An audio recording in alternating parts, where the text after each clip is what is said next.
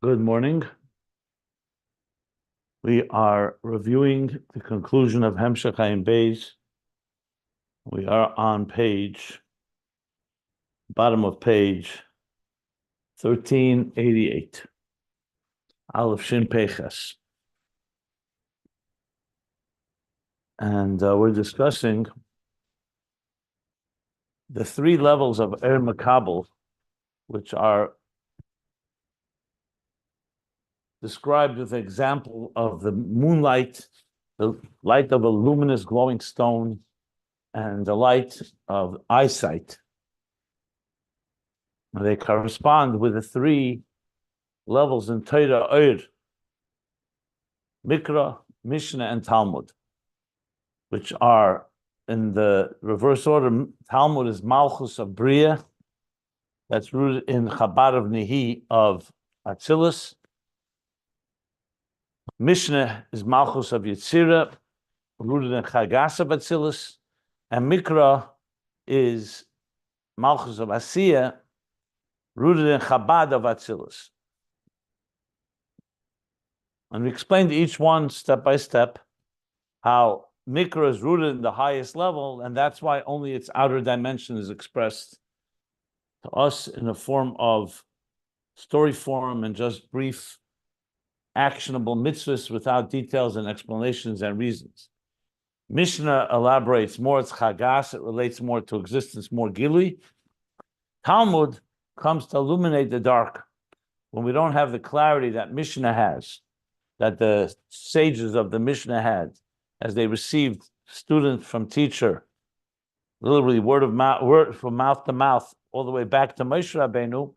So the Talmudic sages, they come like the moon that illuminate the dark. Machshakim Shivani Zu Talmud Bavel, Zu Talmud Bavli, primarily in Mishnah Torah Shalapeh in general, but specifically in Talmud Bavli. And they clarify by accessing actually the root and source of the Chachma Gluya, where Mikra originated from, and illuminated the Mishnah. And so they go into the Ayin of Keser, reaching that source to the very author of the Torah, Hashem, in his highest states, meaning the root state, I should say, of Torah. So in that sense, it's similar to the moon, right? As we discussed on pages 1386 through 1388. Where we're in the middle of now is the next mashal, Even Tov.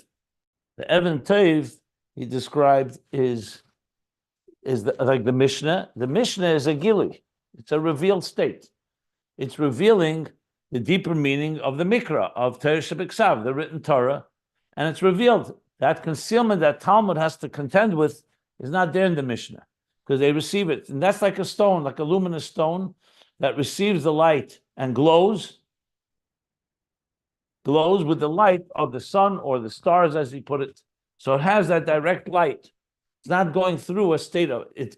It shines, as we learned earlier, also at night, but it doesn't illuminate the night. It's not an illuminator. It's not a moir. It's just a glow. That's how he explained it. Why is that the case? Because Chagas of Atzilus is already a state of revealed state, in contrast to Chabad, which is a concealed state, because Chabad is so high, it can't come down in a revealed state like he explained. What was bothering me, and I've mentioned a few times, was earlier we learned that Chabad is related to Mikra.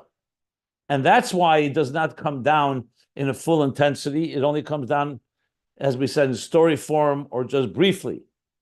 But apparently, clearly, that Chabad of Talmud is primarily Chabad of Nihi, even though it's rooted in the Chabad of Atzilus. But here Chabad has a different type of role. Here is the explanation. In other words, in Mikra, there's no explanation. So it's rooted in Chabad, but it comes down into Asiyah. Like he said there, it comes down into Nihi. With the Talmud is the other way around. It's rooted in the Chabad of Nihi, and it comes into Biy'a, which is Bina, which is an understandable, that's what Talmud is. Talmud, in contrast to Mikra doesn't explain anything. In Talmud, everything is explained, even more than Mishnah. But it's rooted in the level of Chabad, and all the way that we said, in order to access this clarity in a state of darkness, you need to go back all the way to the so-called source code, back to the author, Sefer, that is where the Chochmah originated in the first place. Whereas Mishnah has Chochmah Gluya, and all that will come into being is concealed there, but it's still in a seed form. However, the scholars of the Mishnah were able to see it clearly. They understood it. The Talmudic scholars did not. So they access the deeper levels of Chabad. But on its own, Chabad does not come down in a revealed way. That's why Boreh Choshech, like we explained, that Biy'a is the world of Choshech, because initially it's a Choshech and you have to illuminate it. Whereas Mishnah, from the perspective of the Bali Mishnah, is a state of Gilui. The Yotzer Ohr, Yetzirah is connected to Ohr and Gilui. So this requires a little more than just, it's not so black and white, and requires a lot of nuance here, back and forth, a certain subtlety in understanding both aspects of it. So basically, the Chabad of Talmud is different than the Chabad of Mikra in many ways, obviously, to almost like two different extremes. Because the Chabad of Mikra never comes down into a state of Chabad. We don't understand Mikra. I mean, we could understand Ein Mikra Yetzim Deit, we can understand Pshat. We don't get all the depth with it without learning Mishnah and Talmud. On the other hand, Mikra is rooted in the highest level of Chabad, as we said, even a level of the Ayin of Chabad, except what we say Begoli is only the literal, the story form, the mitzvah. Mishnah does more Gilui, and Talmud illuminates it even in a state where you don't have Gilui. It's accessing that level of Chabad all the way to the root of Chabad in the Ayin of Kesser. So that's how we have to understand it, even though the Rebbe Rashab didn't explicitly say what I just said. But when you take it all together, it seems like the only way to really understand the idea. But now what we began learning is, so what exactly is going on here? Mishnah, on one hand, we know is higher than Talmud. It precedes Talmud. And it's the Tanoim who have the clarity of Eira Chochmah, as it's illuminated from Chochmah Ilah, from Mikra, from written Torah, and was passed on from Moshe all the way to Rabbeinu HaKadosh. We said even further, Rav Shmuel and Rabbi Yechanan. Talmud, on the other hand, doesn't have that revelation. On the other hand, we say Talmud is in Biy'a, which is higher than Yetzirah. So the Rebbe Rashab said, he had senes. That's the way he began to explain this seemingly, this paradox. He said, he had senes. The Biy'a, Lefisha Nimshach Sham B'chinas Chabad, has a Choshech v'Helam. Because the level of Chabad, that Silas, is not in a state of Gilui Mamish and Biy'a. Whereas Chagas is already a Gili in Atzilus. Lefi Erech to Chabad is more to himself, the divine revelation to the source.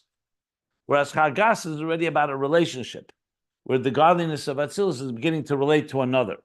And that the revelation manifests in Yetzirah. Again, the revelation as it is for the Bali Mishnah, and therefore that's Chagas Yochel is B'chinas Gilui. And like he explains, the greater the light, the more you cannot see it directly, you have to see it indirectly. As through a reflection. Whereas to see a powerful light, you could see directly, it will be a lower level. So in that context, that's the paradox. Talmud ultimately reveals a higher level, but we only see an outer dimension of it.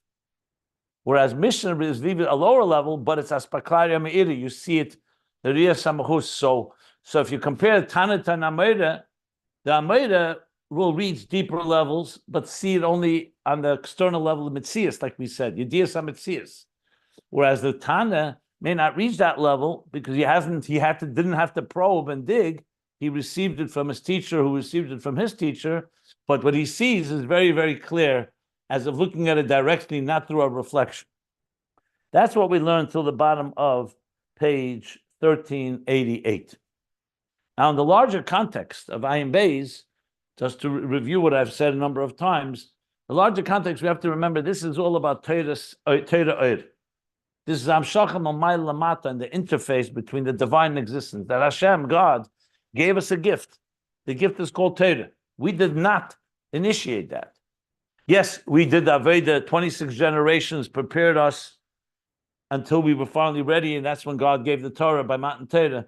But the actual act of Matan Torah is God giving us a Torah that is His, and making it clear that I'm not giving it to the angels, I'm giving it to the human beings on earth, and I want you to be partners with me in the development of this Torah. and its application to life.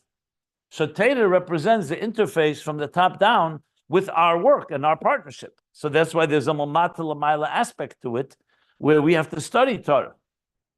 But initially, Mikra was given Torah Shebiksav from above.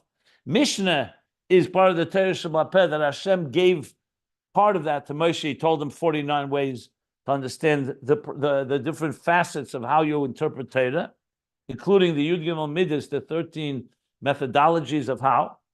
So Mishnah is already some part connected to us, but it's still ish mipi ish, passed on from time of Moshe, which who received it from Hashem. And Talmud is the most mamata l'mayla in the mamata l'mata of Torah itself, to illuminate the darkness. So there's the interface is there. Because if we didn't have Talmud, the problem would be is after the generation of the Mishnah, now what? How are we going to get the clarity of Torah when we don't understand the idea so clearly? So Talmud comes that process of the Amirayim that we're learning here, which we call the moonlight, to illuminate the darkness, and the process reach back to the root and source of the Chochmah Ilah of Mikra and Mishnah, and reveal deeper things that may not be obvious to the reader of the book, meaning the Sefer called the Torah, on their own. The Balei Mishnah and all the way back to Moshe, they were able to see it. But here we're able to get the deeper, even compared to the halachas that they were aware of. So in this process, this is the general picture of the interface. So you see here in the Mamai Lamat itself, you see different stages of how the divine interacts with existence. Is it more a divine revelation, like let's say Nevuah, prophecy, or is it more our efforts like a Chacham Adaf Menavi? And each one has a quality that the other doesn't have. The Navi sees clearer, but the Chacham sees deeper, or further, you can say, higher, and doesn't have it as clear, like with Riyah, but still has an experience of it and relates to it. So that is essentially the bigger picture. When you contrast that with Mamata Lamayla, which we learned over 550 pages before page 1350, back to volume 2, then you have with Tefillah, then you have obviously the full interface, both initiated and generated from the bottom up and from the top down. And as I keep saying, they overlap and they all both need each other. We need Torah needs Tefillah, Tefillah needs Torah. In Torah itself, there's Mamat L'mayla. In Tefillah, there's Mamayla Lamata. So it all comes together in an eloquent joining and fusion of Elikus and existence, which essentially is the theme of Ayin Beis, the interface. So without going into all the other details in Ayin Beis, but it's all part of this interface, which I've reviewed many times. I'm not going to do that right now. There'll be time for that. So the approach we're taking right now is reviewing this. I'm going to not learn everything inside right now. The next section is very I wanted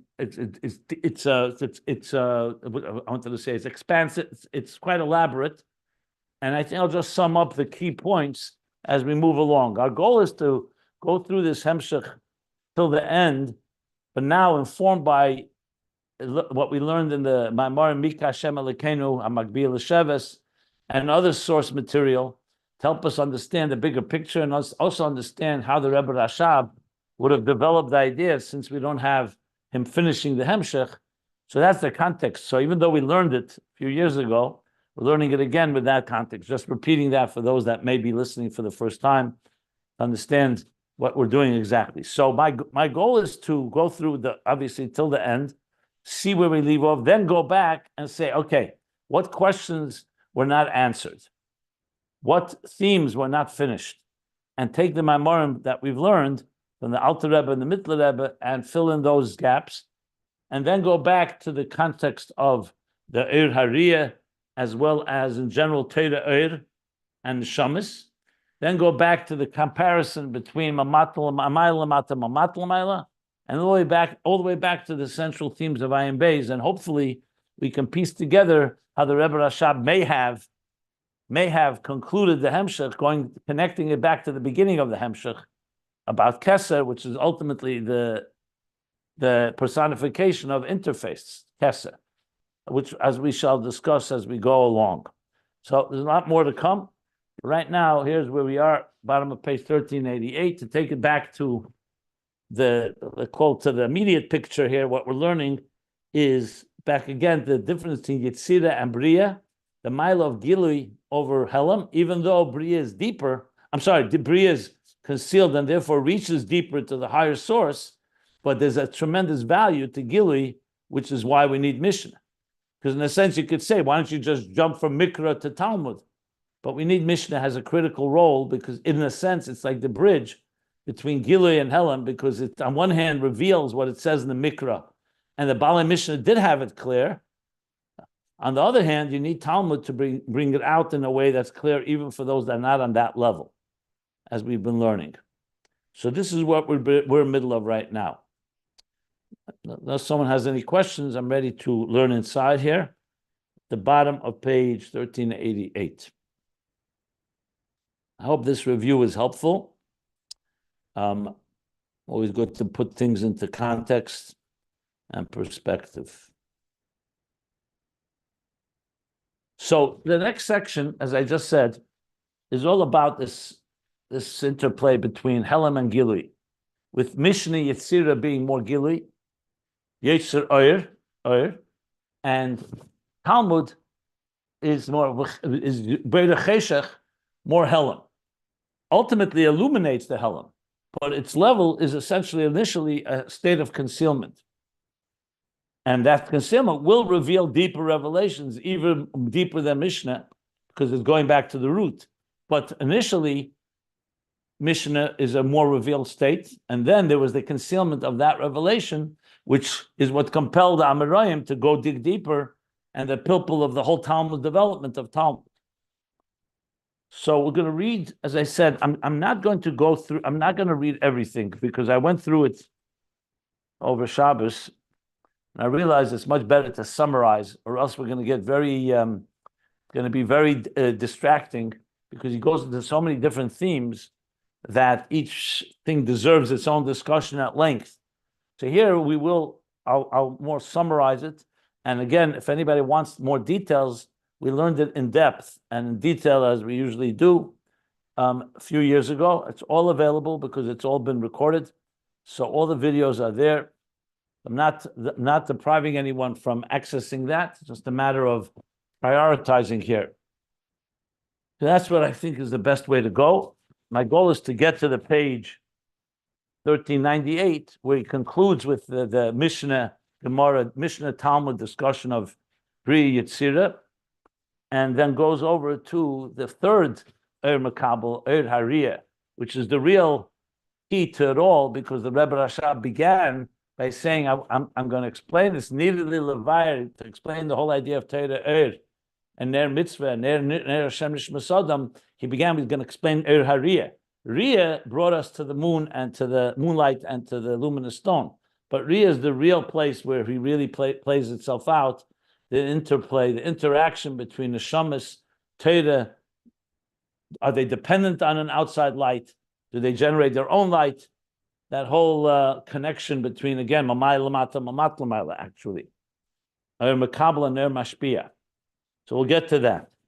But this section is not to be ignored that we're learning now, because it is critical, because before we get to the ultimate of Ohr Hariyah, we still need to understand Mishnah and Talmud and how they play themselves, how they play out in the context of this interface, and especially the role of Biy'a and Yetzirah, which interestingly is discussed in Chassidus, but I think this is one of the places that you get the best clarity of what their actual role in our Avodah, because he's going to speak about it first in Haskalah, first to the concept, and then he's going to speak about it in Avodah on page 1392, the difference between Biy'a and Yetzirah.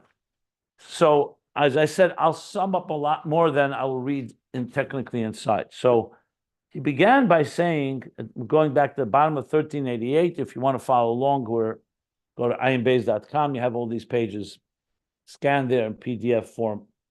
So he says like this.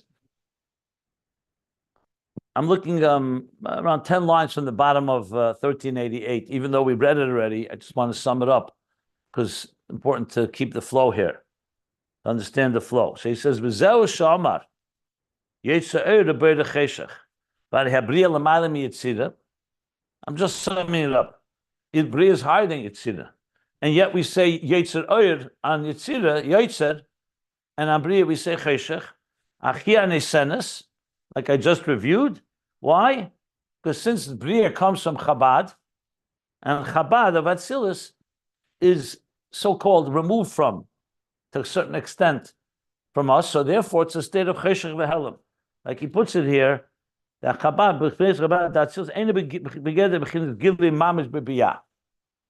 it would be like the teacher's plan and inner thinking, how much of that is revealed to the student? Or maybe even a better example, when you're building a house, Biy'a is building, right? Biy'a, you're creating a yesh. So how much of that creation, when the process of the contractor is building it, how much of it, or Asar Mamoris Nivra Elam, Hashem is investing to create it, how much of Chabad, of the architect, is known? Not too much. It's only known what's necessary to build. So Chabad remains somewhat removed. That's why it's a state of Helam and Choshech in Biy'a. Because Biy'a is the beginning of the creation of the Yesh. Whereas Chagas is already the architect revealing his relationship with the Biy'a. Because Chagas is Midas. Midas is a relationship. It's not just his own inner thinking, the planning and all the inner, all the back end, we'll say, the back end of the strategy. But Chagas is already a relationship, and that's already Mishnah. So Mishnah reveals more, and that's why it manifests in Yetzirah. It reveals more, and we'll soon learn what that means in the world, because Yetzirah shapes Biy'a, where Biy'a remains still somewhat in a darkened state. So he says, "Mashenk Chagas Atzilus Yachol is b'Bchinas Gili, u'Kamei Or Godel B'Yeser." Here we go again, back to a greater light can't be seen directly. That's why it's more concealed state. It's like a aspaklaya she'ena me'ira, which is a reflection. Aval she'ena godel, a light that's not so intense. Chagas, in contrast to Chabad, you can see directly, and that's why it's so clear. It's Ohr. V'yesh b'zemayla shu b'chinas gili, and this has the quality of gili, and we're going to learn what that quality is shortly. I already mentioned it, and it's obvious, because the goal is not just it should remain concealed. You want everything revealed. But initially, the revelation is a level that relates to us. So even though Mishnah is, like I said before, more, you see much clearer than Talmud, than the sages of the Talmud, however, it's a level that they can relate to, where the Talmud is accessing the author, the Ayin of Keser. So therefore, it's more of a concealed state. But nevertheless, in the level of we want Gili. The truth is, we want the best of both worlds. But now we're discussing the contrast between Biy'a and Yetzirah, Talmud and Mishnah. So now we'll continue learning inside. He says like this now. The next section is going to be based on a p.1388 Chaim. p.1388 Chaim says this explicitly. In Shar HaKrishma, p.1388 Chaim Shakri Pedakala, B'Kavona. When you say Yotzer Ohr Boreh Choshech, which we say in Ma'ariv, every evening prayer, so Yotzer Ohr, you shaped light and you created darkness. So the diak is Yotzer is Yetzirah, connected to light, and Biy'a is connected to Choshech. So he writes Kosav, in p.1388 Chaim, it's written, La'elam Ohr Tzoreh v'Choshech Nukva. That the rule is that always Ohr is connected to the masculine, and Choshech to the feminine. Now here darkness means concealment, not darkness as in a negative necessarily. So he says, V'hinei, Biy'a is the B'chinas Nukva, Biy'a is the level of the feminine, L'chein ksiv bei Choshech, and that's why it says by Choshech, because, V'yitzirah the Biy'a, V'yitzirah the Chura, ksiv bei Ohr. It says light.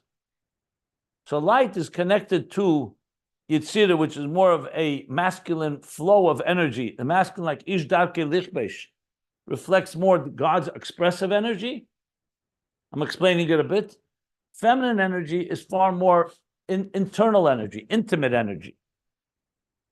So generally speaking, there's two forms of energy that flows from the divine.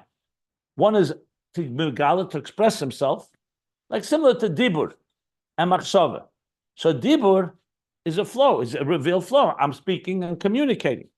Machshava is only I hear my thoughts. I know my thoughts. It's not revealing.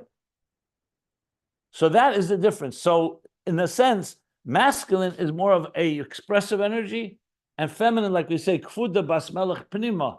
The dignity of the princess is within, is intimate, internal. All of us have both those forms of energy, the things we express, the things that are more internal and more intimate.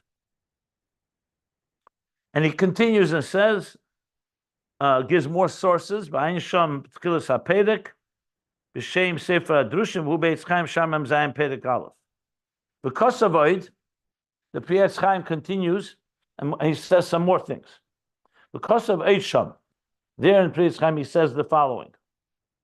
Sham, I'm assuming it's Pri Chaim, maybe it's the Eitz Chaim. I think it's the Pri Chaim. Ki abriya li yesa stuma, Biy'a, being that it's closed up, it's a closed world, nikla Choshech. That's why it's called dark. Dark. The Gerua min Yitzira. Gerua. It's inferior to Yitzira. I don't really want to use the word inferior because I don't think it applies well in the higher worlds. But the word Gerua usually means it is like second. It means inferior. But looking for a better word than inferior, maybe not secondary. It's not quite on that level, is what I would say. Min hayitzira hamagula hanikra oir. So you see here clearly that even though Biy'a is higher than Yitzira, the Pri Chaim clearly saying, in some way, it's diminished. It's lesser. Gerua could also be lesser than. In the context of Gilui and Helam. Because Yitzira is Megula, this is called Oir. So you say Choshech and Oir, which is greater? Oir, light, than darkness. Even though the darkness is accessing higher levels. We'll get to that soon, and we already learned that. But that's what it says in Pri Chaim. So you see clearly how Biy'a and Yitzira suddenly, even though Biy'a is higher, Yitzira has something that Biy'a does not have. Top of page 1389. I'm just going to finish now till the end of the paragraph. Then I'll stop for questions. Because he's stating briefly. Well, he's stating, bringing sources for the ideas of understanding the Biy'a Yitzira interest relationship. Ubezer truma dafkuf non heyomer aleph, on the pasuk lekvedi. So here we say lekvedi, for my honor. Borosov yisartev afasisiv. So you see all three worlds are mentioned: Biy'a, Yitzira, and Asiya. So what does the Zohar say on this pasuk? It's also a pasuk that we has brought the end of Pirkei Avos. The koy al kovid tata. It says, what's kvedi? There's kovedi law, a higher level of koved and dignity and honor, and there's koved tata. Generally, the difference between chachma and malchus. Let's see if he says here. Yeah, b'chinas malchus. So koved tata is a dignity or honor on a lower level, which is b'chinas malchus shemistaken al yedei adam. That's what the Zohar says. That's the level of malchus, which is initiated or generated. Mistakim has many meanings. It means tikkun, but tikkun could also mean to decorate or ornament. Shemistaken al yedei adam, which means it's, or you could say repaired, but it's probably more like built through the person. So, for example, a melech has covet. A melech, a king, has a dignified state, even if no one honors him. But then there's the level where the king is being honored, like we say, Ein melech b'layam. The king is honored because the people are giving him honor and dignity. And you need both. There's what he has, but it's more his own internal so-called covet. Covet tata is mistaken al yedei adam. It's what is initiated, what is produced by adam. For example, in Halachin, the Rambam, he brings the din, why there's shomrim. For example, in the Beis Hamikdash, so he asked the question is asked, why do you need guards to protect the Beis Hamikdash? So it's made clear, it's not because guards are protecting from theft or from terrorists or from criminals. It's because something that is dignified should always have someone there. It's an honor. It's like an entourage for a king. Not always for protection per se. Shmir is a sign of covet, of honor. You don't let a Talmid Chacham walk alone. You don't let a Melech walk alone. Again, it's not, because there's danger even if there's no danger, in a situation like in Beishalayim was the whole city was protected, but that's how it is. It shows honor that when you have someone there that is always there, so-called accompanying or standing guard near so this is similar to that. That's what Kovet Tata is. But Emersham, and the Zohar says there, Kegavna de Kovet law, that this Kovet Tata is corresponds to, Kegavna is like corresponds to the Kovet law, the Tikkunin Azlin Bey Biy'a, the Seta, the Sota, the smaller. And Yetzirah is Biyamina. So Kovet law, which its Tikkun is in the world of Biy'a, which is the side of small, is left, like Gvura, the left side. Yetzirah Biyamina, Yetzirah is on the right side. K'moy damrinan, Kedah, K'moy damrinan, Yotzer Ohr u'Boreh Choshech. So the Zohar brings, again, this statement, the Yotzer Ohr connected to Yamin, Ke'ohr Chesed, because Ohr is the level of Chesed, so that's Yamin. And Choshech is the level of Gvura, like Hell and like Tzimtzum. Ke'ohr Chesed, K'mo shekosav v'yara l'kimas ha'er kitev, v'Choshech is b'chinas Gvura. And darkness is the level of Gvura, the left. L'chein b'Yitzchak nemer, v't'cha'ena einav mereyus. That says by Yitzchak, who was Gvura, that his eyes were darkened from seeing what Esav was doing. So Yitzchak, Gvura is connected to darkness, to concealment. And Asiya be'emtza Yisa. So if the right is, the left is Biy'a, the right is Yetzirah, and the middle is Asiya. K'mei ni Hashem Esa kol, like it says, I, God, created everything. Uksiv Esa Shalom. Esa Shalom, which is Shalom, Shalom is like reconciling and fusing, integrating the other two, Yamin and Smail. And that the Zohar concludes, he says that this is when we say, L'kvedi, but also Yitzatev Afasisiv, for my covet, I created and shaped a Biy'a, Yetzirah, and Asiya. So this is now to align them to be Kagavna Le'ela, like he said, like the three spheres of Chesed, Gvura, Tiferes. So you have the full picture of left, right, and the center. Okay.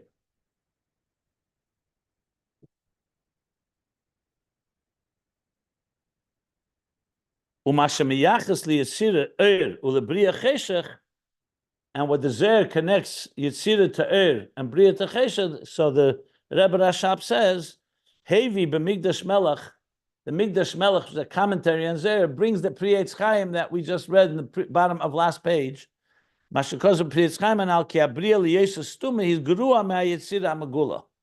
Biy'a, being that it's sealed and closed up, is Gerua, is in a lower level, is inferior to Yetzirah, the revealed Yetzirah. And the point being is, like I said, this I read inside because I just wanted to establish the sources. This is the style that we're going to be seeing now. Rabbi Rashab going into detail, making to explain the idea of difference between Yetzirah and Biy'a, Gili and Helam. But bottom line from all of this is that both the Pri Chaim and the Zohar emphasize how even though Biy'a is a higher level, but it's a level of concealment compared to Yetzirah, which is a level of revelation, Yamin.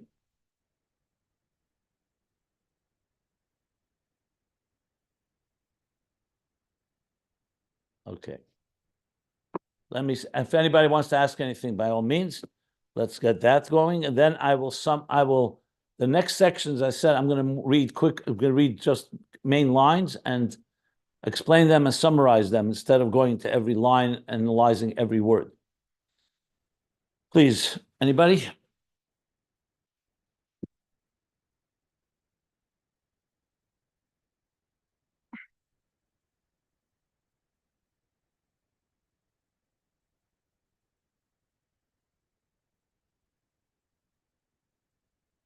Okay. Just to clarify, you said that Asiya is essentially the reconciliation between the chesed of Mishnah and the gvura of Talmud? Well, he didn't use the words Gvura, Talmud, or Mishnah here. It's the Zohar says this. The Zohar says that a L'kvedi, to establish God's honor, which comes from Kvedi going on Kovet Tata, is our efforts below. That's why he created Biy'a, Tzir, Asiya, because Biy'a, Tzir, Asiya correspond to left, right, and center, with Asiya being B'emtsuyisa, the center. So you have the three spheres of Chesed, Gvur, Tiferes, and that is what so-called builds God's honor in this world. He didn't connect it to Talmud or Mishnah here at all. He wants to just point out how Biy'a, Tzir are, even though Biy'a is higher than Yetzirah, but Biy'a is Choshech, Gvura, and Yetzirah is Gilui and Chesed. That's all he said here. I don't know if you can extrapolate that much about Mishnah and Talmud. We'll see. I don't think he's going to go back to Mishnah and Talmud. Here's just simply explaining what the difference between Biy'a and Yetzirah are. So it would require a lot more analysis to put it all together. Yeah, how this may add to that. I don't want to go there right now because that would be beyond the scope of what he's saying. Right now, as I said, there's some insinuations there, aren't there? Because he's putting it there right after everything we just talked about. Biy'a being he's going to speak now for almost 10 pages about it. Okay. So, and he doesn't get back to Mishnah and Talmud. So you can learn a lot from it, I'm sure. I'm just saying, when I read it, what I take away, at least what is definitely what he's bringing here, is to explain the relationship between Biy'a, Yetzirah, Mishnah, and Talmud. But that's that, can you derive from this more about Mikra, Mishnah, Talmud? I'm sure you can, but I don't feel equipped right now to even go there. Okay.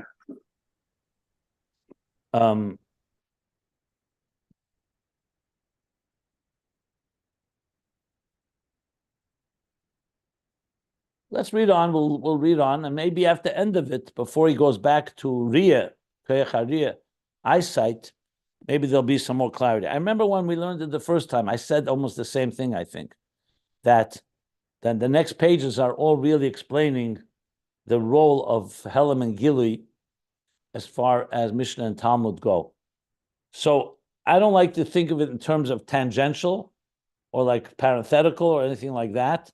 I think it is all relevant to the very core theme. But my instinct is that the core connection is really more about bringing Gilui into a world of Helam.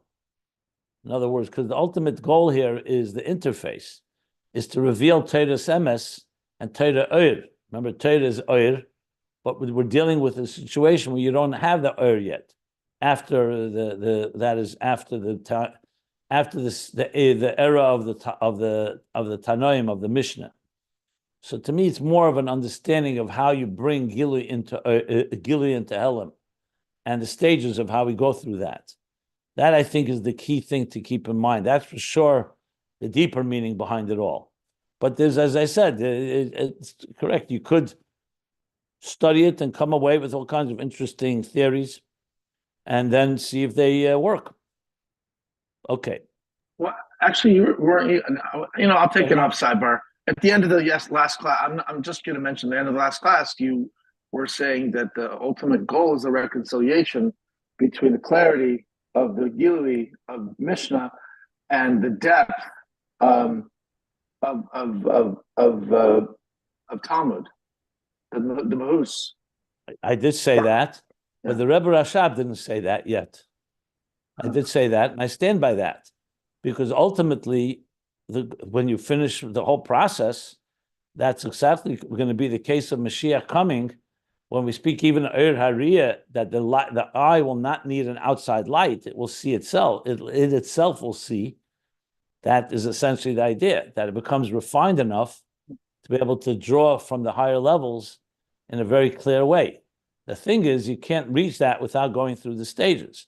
We're going to talk about Riyah and Shmiyah, which is also alluded to, more than alluded to, mentioned in the Maimor Mika Hashem Elokeinu, the difference between Torah is Ohr, Magbil Sheves, remember, is mitzvahs.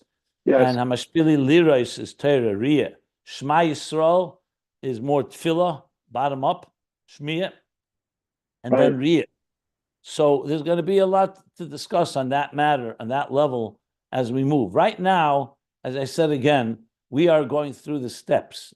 Right now, none of us have that ability to have the best of both worlds. The ultimate goal will be that. So right now, he's talking about how we get there. And we get there first, we have to learn Mikra, then Mishnah, then Talmud. So this is the steps of the Avodah of it all. I was just And inferring. Then when the Rebbe Rashab will get back, look, the Rebbe Rashab does not conclude the Hemshech. I feel confident to say that based on the Maimorim we learned, we will be able to understand when he gets back to joining but he never even gets back to explaining the integration of Mamatl Mailamata as in Tefillah and Torah. He never comes back to that. He doesn't even come back to answer the question about how the Nefesh Habamis is transformed through Shema, through the contemplation of Achdus Hashem. That's where this Hemshech ends. However, that's why I'm learning it in a very methodical, organized way. And as you see, I resist jumping to the end without going there first. There's steps to get there. Yeah, I was just observing that it doesn't seem like a coincidence that if Asiya is also shalom between the Choshech of Biy'a and it's completely outside of my league to even talk on that. I have Oh, no okay. idea. Oh, I have no idea. Coincidental, I have no idea. Yeah. You could speculate from today till tomorrow. Is he saying that Mikra joins Mishnah and Talmud? There's no hint to that. He doesn't say anything anywhere that. Fair enough. Okay. I do know that Torah Shabiksav and Torah Shabal have to be joined. Anyway, as learning this as someone with some experience, I wouldn't even go there. It's just not. Okay. There's nothing that we have here that can explain it. If you can find another Maimon Chassidus that brings the Zohar and explains it, and it could help, by all means. I don't recall, but it's possible there's something out there. But I wouldn't go there because look, the next paragraph begins by Inyanhu. That means the Rebbe Rashab himself is now going to explain all this. So let's see how he explains it. Sounds good. Okay. So the next section is, let me sum it up and then I'll read some key lines. And anything I think is somewhat distracting, I'll just sum up and move forward. So just bear with me now. And again, if you want to know more details, I'm not skipping anything because everything was said a few years ago when we learned this all, and it's all recorded, it's all available in our archives. So now in the inyan of explaining Biy'a Yetzirah, and as I said, my take on it would be that he's coming to explain, throughout Ayin Beis, we learned about many levels. We learned about Keser, about Chochmas Tema, we learned about Chochma, about Bina, about Malchus. I mean, we all know levels upon levels upon levels, literally. Remember, Ayin Beis is like encyclopedic in the sense where he brings everything from Chassidus. So my instinct is that when we're learning this now, he's explaining Biy'a Yetzirah, which he really did not explain earlier in Ayin Beis. I think there are a few places he spoke about it, but not as extensively as here, because in the whole stage of Shtalshelus, remember, the whole Shtalshelus is meant to serve, is meant to serve as an interface. So every step of the ladder, or of the stepping stones, as I put it sometimes, is necessary for the interface. So if someone were to say to you, Atzilus, the Rebbe Rashab spoke about at length, at least 4 or 5 times that I can count, from the beginning of the Hemshech, how Atzilus is the interface, because Atzilus on one hand is godliness, on the other hand, is godliness as it manifests in structure. Chochma, Bina. So in order for us, it brings from the Pardes, for us to know God and to feel God, Atzilus serves that role. But if you were to ask the question, why is Biy'a so necessary in Shtalshelus? So I'm sure everybody can come up with an answer because it's part of the process. But specifically, he spells it out now. So ultimately, remember, the This whole section, Ayin Beis, came to explain Yotzer Ohr as interface. Yotzer Ohr as the Amshacha Mamayla Lamata, like he says literally on the top of page 1350. To use I'm quoting the exact words. Ma'ata tzarich lo v'inin ateiru shu b'chinas Amshacha Mamayla Lamata ma'ayin liyesh. Sha'ateiru b'chinas shema. In contrast, ub'shor shu b'chinas chochma gduma da'ak, and how it comes down, that the ayin ha'atzmi becomes yeshem mitzias. That's Yotzer Ohr. In contrast to tefillah and the avodah matlamaya that he spoke about, where he ended on the bottom of the previous page, which was from the yesh to the ayin, not from the ayin to the yesh. So that's the real central theme here. Mikra Mishnah Talmud, which came to explain Ohr haLevana, Ohr ha'Evan Tev, and Ayin and Riyas ha'Ayin, the moonlight, the luminous stone, the glowing stone, and eyesight, came to explain 3 levels in Torah, Mikra Mishnah Talmud, but it's all part of understanding this bigger picture, this interface. And as such, that is not what the Rebbe Rashab is concerned with. So what is the role of Biy'a and Yetzirah, or namely Talmud and Mishnah, in this process? So we already spoke about it so much, and I explained it, but a lot of what I explained was because I had learned it with you inside, so I knew what he's going to say here. But now he's going to actually spell out the Biy'a Yetzirah aspect of this in more detail, and how it works exactly. So he says like this now, Va'inyan Api mashakosov mokem acher. She has gimel madreges, Chomer, Tzoreh, v'Tikkun. So there are 3 stages in the evolution, if you wish, in the process, I would say, of anything that comes as being shaped from one state to another.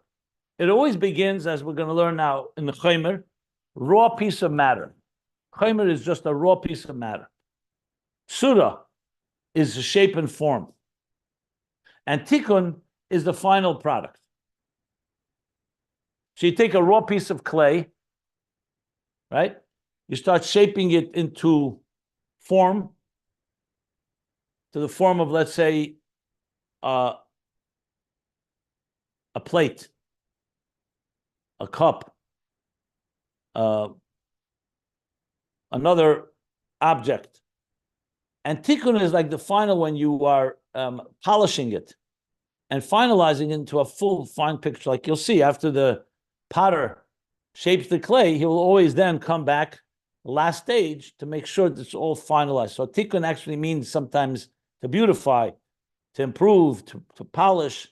Tikkun can mean to repair, but Tikkun is sometimes Tikkunim are the ornaments, like we said. Like I said, the beautification. Tikkun is connected to the word beauty at times. So it's ultimately the final product, which corresponds to Biy'a, Yetzirah, and Asiyah. Chomer, Tzoreh, Tikkun is Biy'a, Yetzirah, and Asiyah. So clearly he's explaining the Zohar and explaining the bigger picture, especially Biy'a, Yetzirah. But Pirush Chomer hu is savas etzem hadavar. Chomer is the creation of the very object. The first stage, a yesh is created. Shu b'chinas pshitas hadayin. It's still not shaped. It's still shapeless. That's what pshitas means. Ayin Beis shum tzura. It doesn't yet have a shape. So the word for it in Siddur brings this word. It's a word hiyuli, which means a potential state. But it's not potential as in, for example, you say koyach and poyel. Say koyach is the power for something, and poyel is actualizing it. Hiyuli is a step before that it has the potential to be shaped in many ways, but it's not been shaped yet. You say this, the Ramban says this right at the beginning of Bereshis, that first God created a Chomer Poshet, a shapeless piece of matter. Now you could say, why didn't God just create the world? Create light, create Daimim, Shemei, Chaim, Medaber, all the species. Well, we are humans. We're limited. So we begin with a raw piece of matter and then we shape it. And I use clay as an example, but it could also be anything. It could be gold. It could be silver. Could be other objects. Like in general, everything we manufacture is that way. You take a raw piece of matter and then you cut it up and you start shaping it. And that's where we have most of manufacturing is that process. But God doesn't need that. But as I pointed out many times, Hashem wanted to create the world with a logic, that we should be able to understand this process. And we should be able to retrace the steps. So he says like this. So first he created a Chomer Poshet. You bring the Rambam, and the Ramban also brings the beginning of Chumash.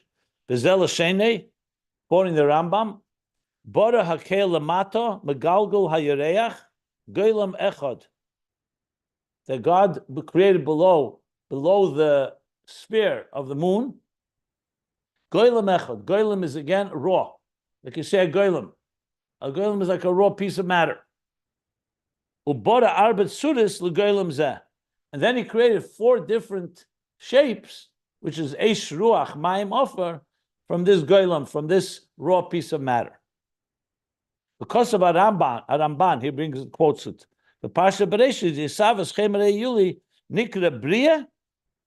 This creation of this Chomer, this shapeless matter, is called Biy'a. Because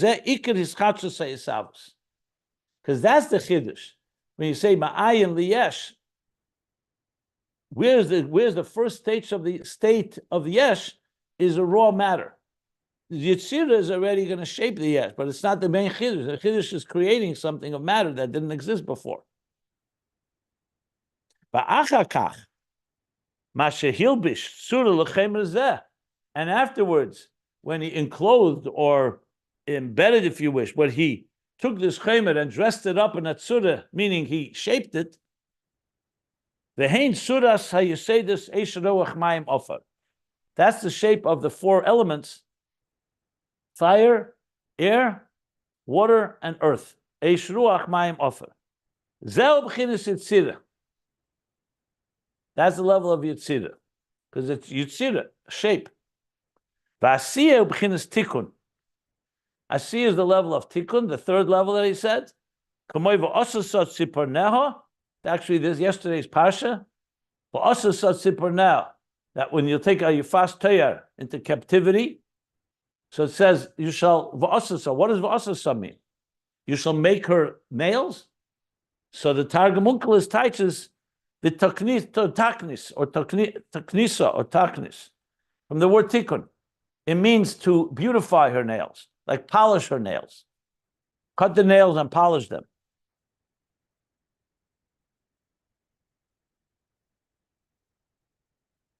V'hainu degam la'acher shenasis atzura la'chemer. So what does this add to the world of Yetzirah, of Tzoreh? Which means after you already made a shape to the raw matter, you still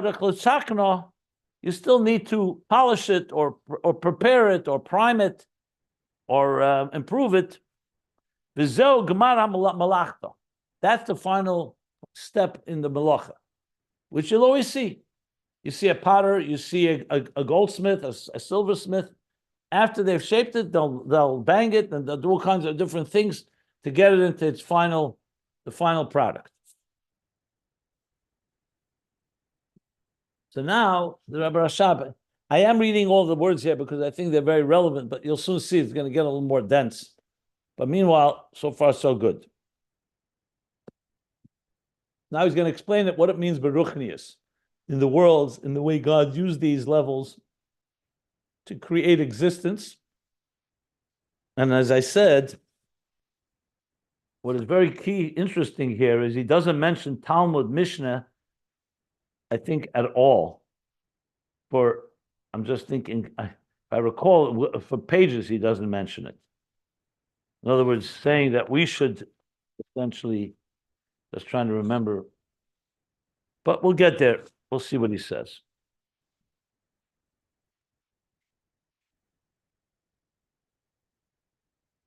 Okay. Are there any questions?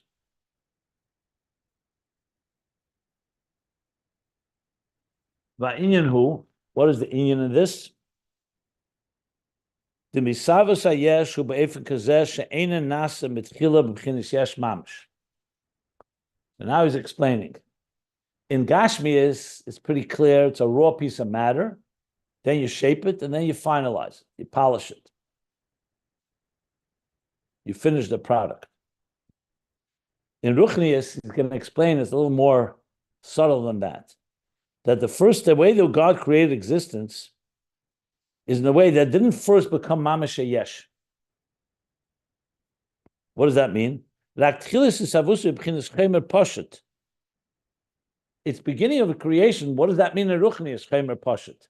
As I said in Gashmis, it's a raw matter. So he says Chomer Pashat zeu rak b'chinas efsharius hametzias.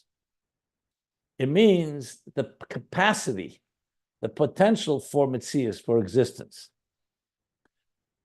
So let me explain what that means. Loi b'chinas metzias mamish. Not mamish a metzias, v'zehu b'chinas habriya. That's the world, the level of Biy'a. So remember, we're not talking about physicality yet, because until Asiya Gashmias, you don't have a physical world. Biy'a is Biy'a Ruchnias. It's a Ruchnisdika world. So what is Biy'a exactly? If it's spiritual, what exactly is it? Well, we're not talking about a physical piece of matter. The Rambam and the Ramban are talking about the physical world.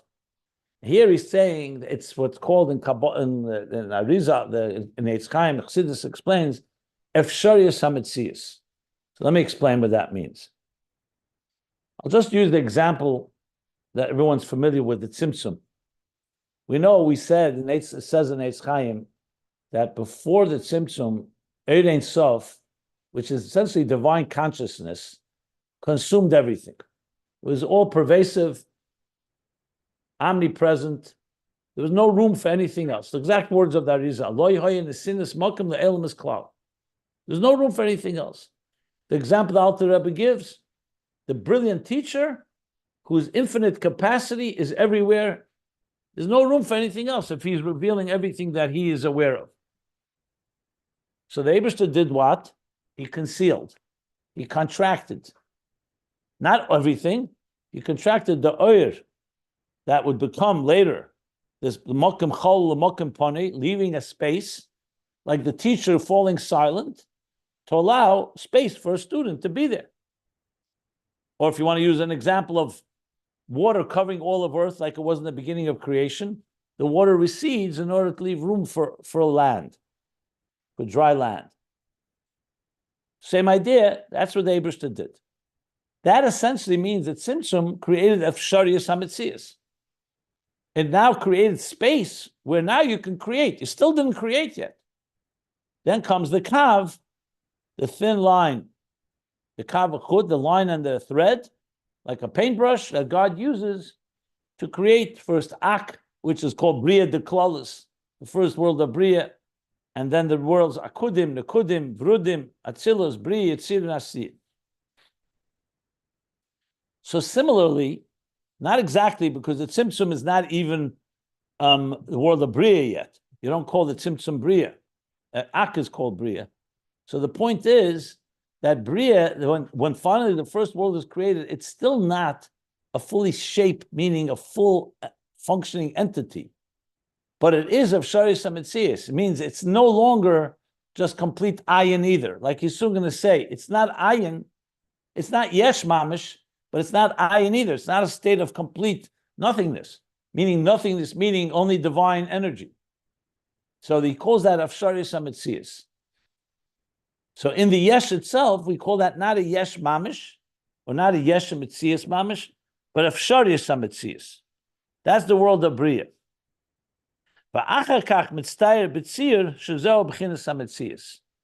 Then comes next stage, where he shapes it. B'tzir with a shape, and then you can call it a metzias, a complete metzias, because it's now been shaped. But that second stage is also not the finished product, because it's still a general shape. You don't have every detail yet. Like it says elsewhere, the chol dover sheyesh tzir b'chlolus. Every tzir, everything that has a shape, in its general transmission, you have to say it also has details. ומכל מקום יש בזה חילוק דכלול שם שחסי בכין סיר וניכר איכו אבל הפרוטים אין ניכרים. So in other words, even when the details begin to emerge, there's a stage where you just see it in general terms, and then later you start seeing more details. Let's take the classic example we always use. The development of a fetus is a perfect example for this. At the moment of conception, it's one cell, which is almost invisible to the eye. It's tiny, but it's there. It's no longer an ayin, no longer like preconception. Something has been shaped, and actually everything's going to come from that seed, from that cell, from that kernel. Then the fetus begins to develop, and we actually today can see images of how from Chomer becomes Tzoreh klolis, and then Tzoreh protis, what he's saying here. At some point, you start seeing the formation of certain parts of the body. You start seeing the head protrude, then you see the arms and legs, but at still at a state where it's like stumps. It hasn't yet, take a tree as the same example. It began to become a sapling. You don't yet see it fully branched out. Get to the third trimester, or even earlier, whatever the stages are, and you suddenly see a full-blown child, not even born yet, but it's a full-blown, it's fully developed. So that's the way God created existence. So he says, first, Metzias Tzoreh klolis, Metzias klolis, like he says, Avla pratim ein nikorim adayin, and then comes the third stage, Rizal B'chinas Tikkun. Lias nikorim apratim. So the third state is more than just I used the word polishing before. That's correct in some examples. But here you see it's even more than that. Tikkun actually is where all the details are become obvious and clear. V'zeu loshen, let me just see here. We're learning a parenthesis. How long does this parenthesis go? It's a pretty long parenthesis. But it's worthwhile. Let me continue. V'zeu loshen ha-Sefer Yetzirah. This is the expression in the Sefer Yetzirah, the classic work of Kabbalistic work attributed to Avram Avinu. Shehevi haRamban al pasuk Bereshis. So the Ramban brings that. The Ramban he mentioned before on the pasuk Bereshis. He brings the Sefer Yetzirah. What is the lashon of Sefer Yetzirah? A little cryptic, but we'll explain. Yotzar metehu mamish v'osai einoi yeshnei. So we know it says in the pasuk Bereshis bara Elokim Shemayim v'saaretz, right? Then he says v'aretz ha'satayu v'voihu. What does that mean? So we'd say in Yiddish, pustum vist, empty and void. There's different expressions for it.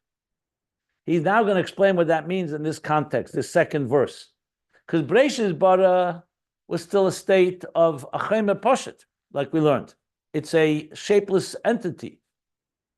But then comes the stages that begin creating shape until the Tikkun, where all the details are become discernible and emerge. So Yotzer Meteyu Mamish, from Teyu he shaped. I think Mamish would mean something of Mamoshes, something tangible.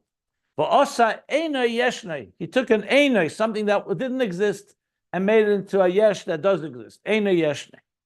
Teyu B'chinas HaChomer HaYuli. Teyu is the Chomer Yuli we talked about, the shapeless matter, undefined, unshaped. Shezeu dover hametaha b'nei Adam. Rashi teaches why is it called Teyu? Because it's wondrous. Metaha, it's confusing from the word Tmiya,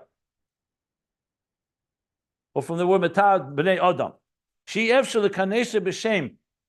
It's something you can't really describe with a name because there's nothing shaped yet. Mipnei she'en b'chinas Teyu v'tziyur. It doesn't yet have a description or a shape. That's why it's called Teyu.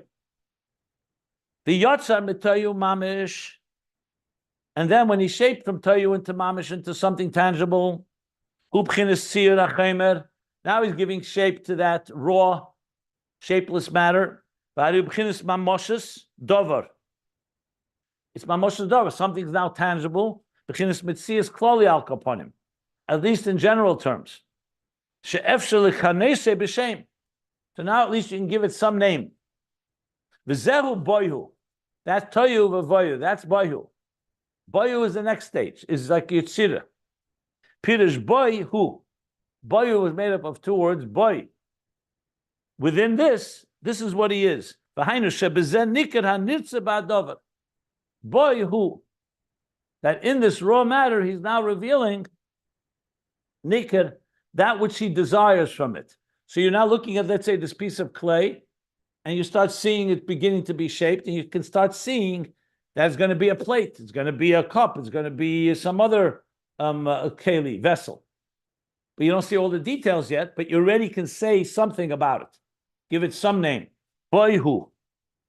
That's the taich. What's your intention with the shaping of this object? Nevertheless, it's still a state of ayin. You can't really call it a full yesh. Because you don't see all the details yet. You don't see the details yet. Because in the general form of it, it's still not a metzias yesh.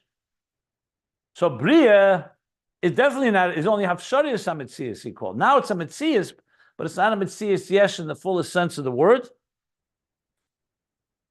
But the Sefer Yitzira said, Eina yeshne, which means it is.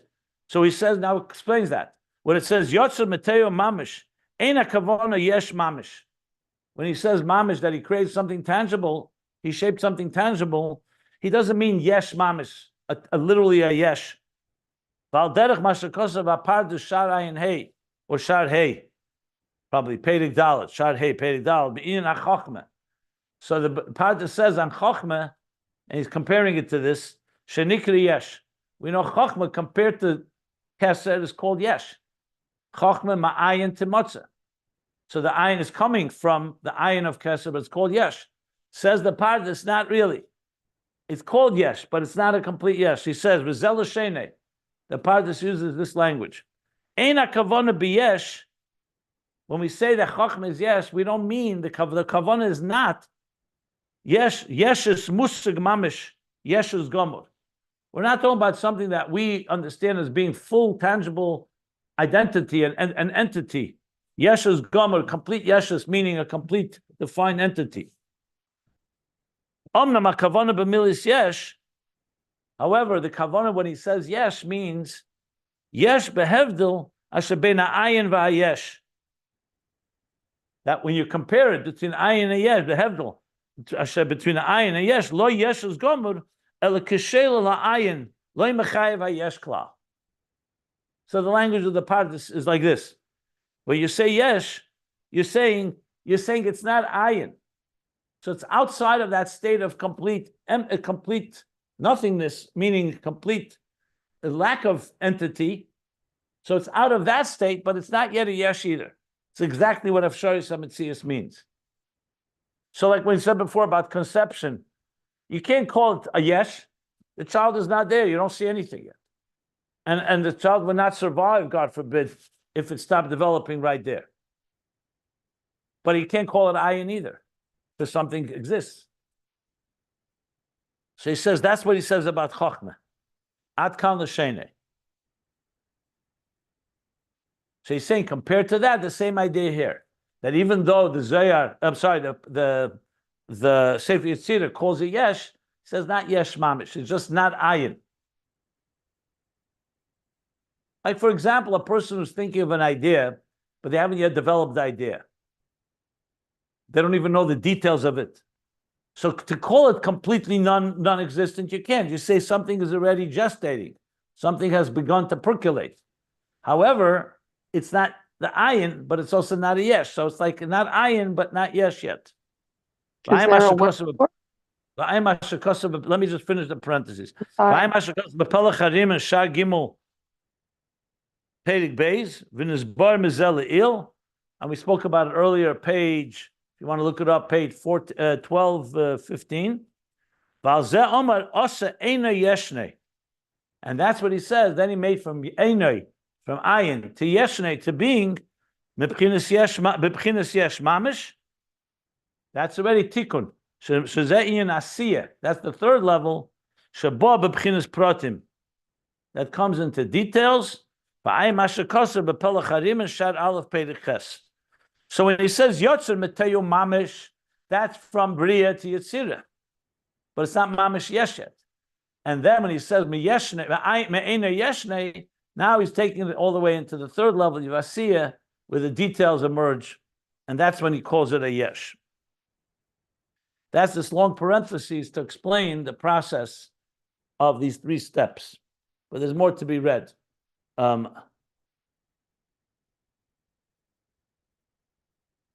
to explain now why God made it this way, why these steps, but I'll stop here if anybody wants to ask anything.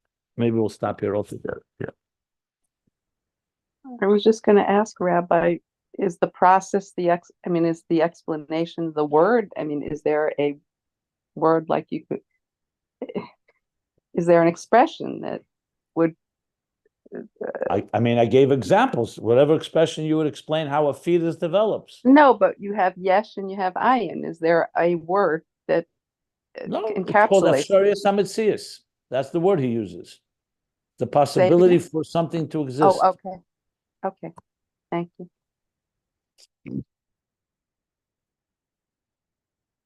Yeah. If you're gonna make this the end of the actual teaching of the material, I have a question. If not, I'll wait till the end. I'm just looking now. I think I should stop here because the next section. Let me just see something.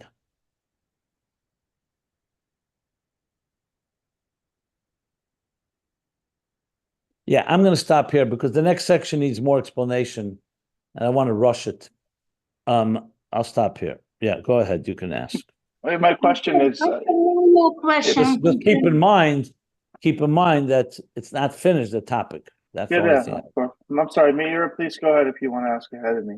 I try to comprehend where Bina and Chochma intertwine in this whole process. At the beginning, we learned that Bina has a nest in Biy'a. And right now, we start to develop this idea, and it's not that the nest is completed, as it's a Chomer, and then we switch to Chochma role in all of this process. Maybe something in between Chochma and Bina that I missed at this evolution of the I would right now wait. Sarah. I'd wait till the next page where he starts talking about Chochma and Bina. He's going to talk about Bina more. He hasn't gotten there right now. I would just stick to what we're learning here. This is where I distinguish between absorbing and processing. Right now, the Rebbe Rashab is not talking about Chochma and Bina. He gave Chochma as an example to explain how something is not a yesh, is called yesh, but it doesn't mean a yesh mamish. That's all he really said. But as far as connecting it to what we learned about Biy'a, where Bina nests in Biy'a, I would wait for a little later where he starts talking about that. All right, thank you. My question, patient, that's all. He will address it. My question is it's related, actually more considered applied. But since we're here, the Inyan of Asiyah being a place of Tikkun, and in the process of creation, if you will, of the true expression of the way God wants the world to be created, is that Asiyah is the sort of the finalization of creation by God, or is the tachlis of it that we, in some profound way, as divine sparks, instrumentalities of, in a sense, of the Eibishter, if we're doing His will, are actually agents of God completing the creation process? Or is the creation perfect as it's created, and then we're somehow making Kiddushim and improving, making it even more beautiful? You understand the distinction? Yeah, right here he's talking about the creation process, not the avodah of a person. but the fact of the matter is, the whole purpose, like we say, there's a posuk that says, Asher bara lakim lases, and the Targum says lases lasakin. So God created a perfect world in the sense that it's perfect as far as a functioning world.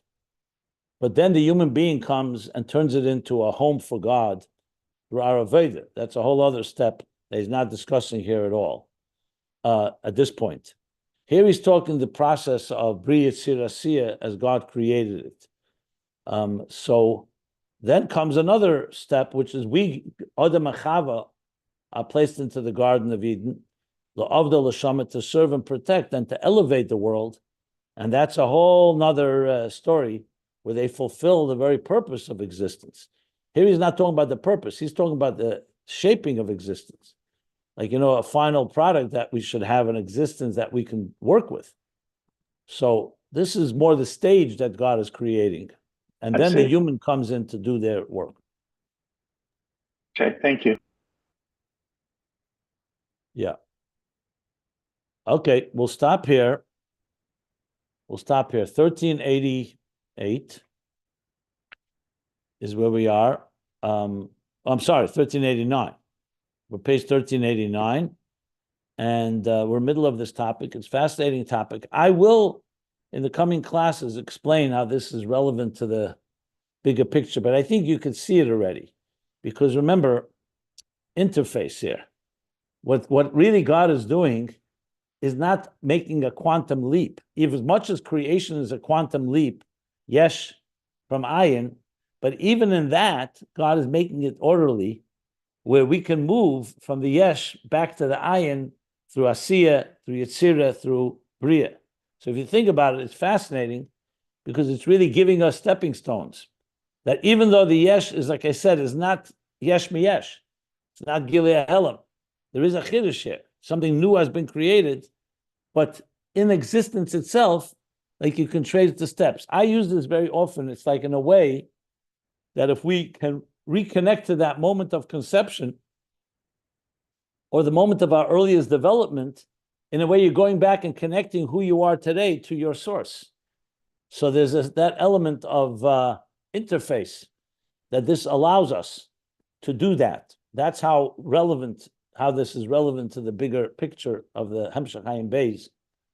And that's where Mishnah and Talmud ultimately will come into play, because in a way Mishnah will reveal to us more of the level of Mishnah of that Gilui, and Talmud will reveal a deeper level that's Helam initially.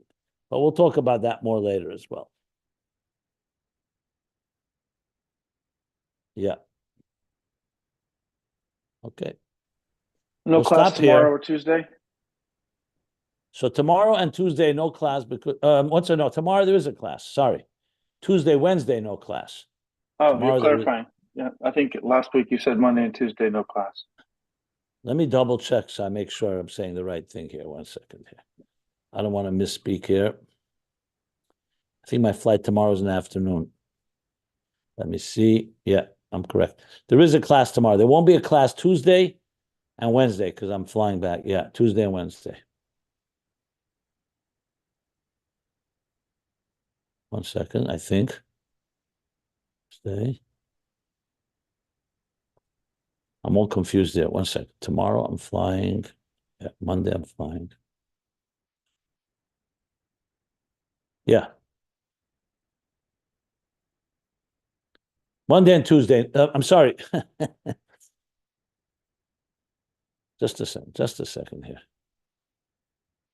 Actually, tomorrow there's a class. No problem. Wednesdays must be. No, only Tuesday. Wednesday is a class again. Sorry, only one day, Tuesday. So I'm flying tomorrow later in the afternoon, so that's fine. Got it? Only Tuesday we won't have a class. That was my mistake. I said Tuesday. I said 2 days, it's 1 day. Okay?